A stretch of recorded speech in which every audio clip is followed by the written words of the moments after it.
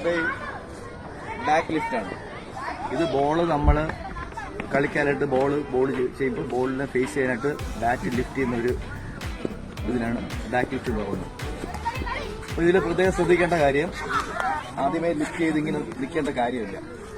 അത് ടൈമിങ്ങിന് ബാധിക്കും, നമ്മൾ കളിക്കുന്ന ടൈമിങ്ങിന് ബാധിക്കും. അതുകൊണ്ട് ബാക്ക് ലിഫ്റ്റ് ചെയ്തേക്ക് ആദ്യം ഒന്ന് ടാപ്പിംഗ് പൊസിഷൻ നിന്നിട്ട് ബോളർ ബോൾ ചെയ്യാനായിട്ട് ബോൾ ലോഡ് ചെയ്യുന്ന ആ ഒരു അവസരത്തിൽ മാത്രം ബാക്ക് ലിഫ്റ്റ് എടുക്കുക.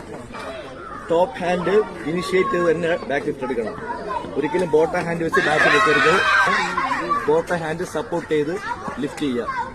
ലിഫ്റ്റ് ചെയ്യുമ്പോഴും മറ്റേ സ്റ്റാൻസിൽ പറഞ്ഞ പോലെ ബാറ്റ് ക്ലോസ് ടു ബോഡി ആയിരിക്കണം. ലിഫ്റ്റ് ചെയ്യുമ്പോഴത്തേക്കും ബാറ്റിന്റെ ടോ ഷോൾഡറിന്റെ ഒപ്പം ഇല്ലെങ്കിൽ അതിന് മുകളിൽ വരുന്ന രീതിയിൽ വേണം ലിഫ്റ്റ് ചെയ്യേണ്ടത്.